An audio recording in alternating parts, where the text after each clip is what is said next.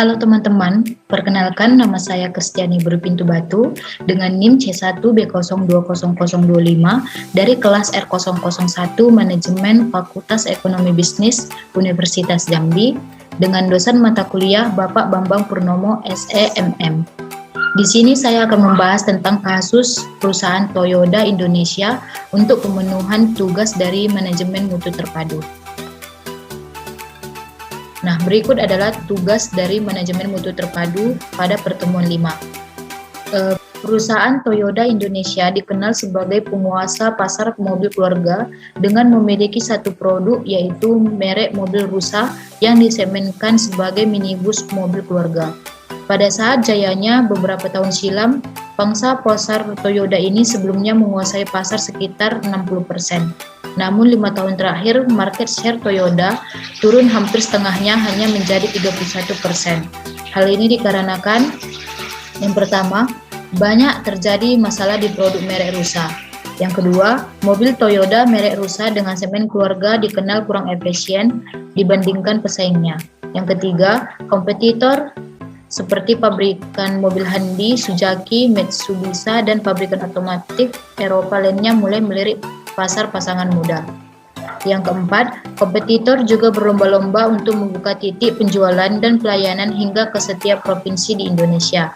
Sedangkan Toyota Indonesia baru memiliki cabang di kota-kota besar di Indonesia seperti di Medan, Palembang, Jakarta, Bandung, Surabaya, dan Makassar. Yang kelima, tingkat kepuasan pelanggan ketika melakukan servis di bengkel Toyota menurun dikarenakan staf yang kurang ramah, ruang tunggu yang kurang nyaman, dan waktu perbaikan yang lama karena kekurangan tenaga di bengkel. Yang keenam, promosi yang dilakukan saat ini menggunakan iklan di televisi dan koran yang tentunya membutuhkan budget yang besar. Nah, berikut analisis yang saya gunakan untuk menyelesaikan kasus yang terjadi di perusahaan Toyota Indonesia adalah analisis brainstorming.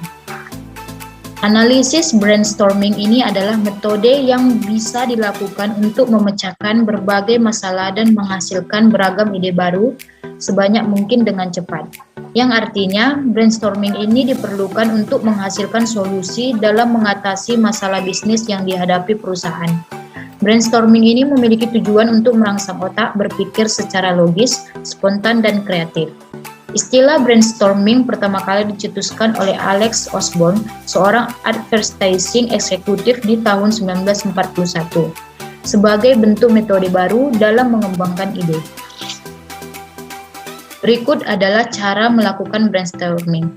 Yang pertama itu harus menetapkan tujuan, di mana tujuan kita untuk perusahaan Toyota Indonesia adalah melakukan perbaikan pada produk, segmen pasar, serta pelayanan kinerja karyawan di perusahaan Toyota Indonesia agar bisa bertahan di dalam persaingan dan bahkan terus menjadi penguasa nomor 1 otomotif di Indonesia. Yang kedua, mengajak karyawan untuk berdiskusi. Sebagai manajer di dalam perusahaan Toyota Indonesia, maka ada baiknya jika mengumpulkan karyawan secara bersama untuk menangani masalah, tantangan, atau peluang yang terjadi di perusahaan Toyota Indonesia. Lalu, sebagai manajer, kita meminta setiap karyawan untuk menghasilkan ide-ide mereka, kemudian kita sebagai manajer juga harus mendengarkan dan mencatat setiap ide yang karyawan katakan. Yang ketiga, memberikan waktu bagi karyawan untuk memikirkan ide. Nah, sebelum melakukan diskusi dalam brainstorming, kita sebagai manajer harus memberikan waktu kepada karyawan, karena dengan memberikan waktu, maka saat hadir di dalam sesi brainstorming, masing-masing karyawan sudah memiliki ide dan konsep yang hendak mereka ajukan, sehingga diskusi pun dapat berjalan dengan efektif. Yang keempat, menciptakan ruang diskusi yang ramah dan terbuka. Sebagai pemimpin dalam brainstorming, maka kita pastikan telah menciptakan ruang diskusi yang ramah dan terbuka bagi setiap karyawan. Ramah dan terbuka dalam artian, kita mendukung dan menyambut semua ide yang akan dilontarkan oleh karyawan, sehingga karyawan akan lebih percaya diri dan kreatif untuk menggali ide. Yang kelima, akomodasi berbagai gaya brainstorming. Nah, kita mengetahui bahwa tidak semua karyawan mungkin berani untuk berbicara. Oleh karena itu, kita harus mencari cara agar semua karyawan mau mengemukakan semua pendapatnya. Salah satu caranya adalah menambah catatan atau mereka bisa mengirim melalui email, WA maupun melalui media sosial lainnya. Baik teman-teman, berikut adalah solusi yang dapat saya berikan kepada perusahaan Toyota Indonesia. Yang pertama itu memperbaiki atau memodifikasi kendaraan. Contohnya seperti rem, karena rem merupakan hal yang sangat penting bagi kendaraan maupun konsumen untuk menjauhkan dari hal yang tidak diinginkan.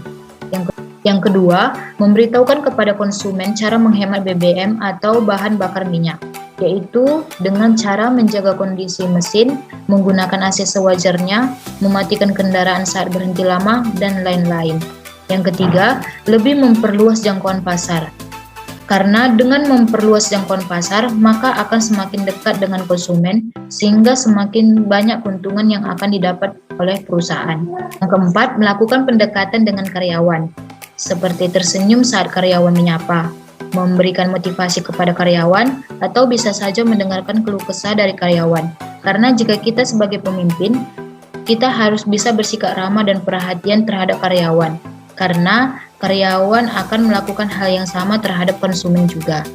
Yang kelima, memberikan pelayanan yang baik dan produk yang berkualitas. Jika konsumen puas terhadap produk dan pelayanan di perusahaan kita, maka konsumen tidak akan ragu untuk kembali membeli produk kita, dan bisa saja merekomendasikan produk kita ke orang lain. Cara pelayanan yang baik adalah melayani konsumen dengan ramah, sopan, dan rapi saat berhadapan dengan konsumen, sehingga karyawan bisa memiliki hubungan yang baik dengan konsumen. Yang keenam, menciptakan produk sesuai zaman. Kita ketahui bahwa pasar otomotif akan dikuasai konsumen dari kalangan anak muda. Oleh karena itu, kita harus menciptakan otomotif yang sesuai dan selera anak muda maupun orang dewasa. Karena kita tahu bahwa anak muda berada di usia produktif, tentunya kalangan inilah yang akan menjadi konsumen terbesar otomotif. Jadi kesimpulannya adalah kita harus membuat produk mengikuti tren atau zamannya, sehingga kita bisa bertahan bersaing dengan perusahaan otomotif lainnya. Yang ketujuh, melakukan promosi yang menarik dan unik. Dapat kita lakukan melalui media sosial, seperti Instagram, FB, TikTok, ataupun YouTube. Karena kita ketahui bahwa zaman sekarang ini banyak orang dewasa, remaja maupun anak-anak sudah semua memiliki HP atau sudah tahu menggunakan alat-alat teknologi. Sehingga dengan melakukan promosi melalui media sosial, maka akan lebih mudah untuk mengenalkan produk kita atau perusahaan kita kepada masyarakat. Yang ke-8, membuat hadiah kejutan di hari besar, seperti menyediakan diskon harga, servis gratis, atau memberi hadiah lainnya saat konsumen melakukan pembelian di hari-hari tertentu. Baiklah teman-teman, sekian yang dapat saya jawab mengenai kasus yang terjadi di perusahaan Toyota Indonesia. Jika ada salah kata, saya minta maaf. Terima kasih.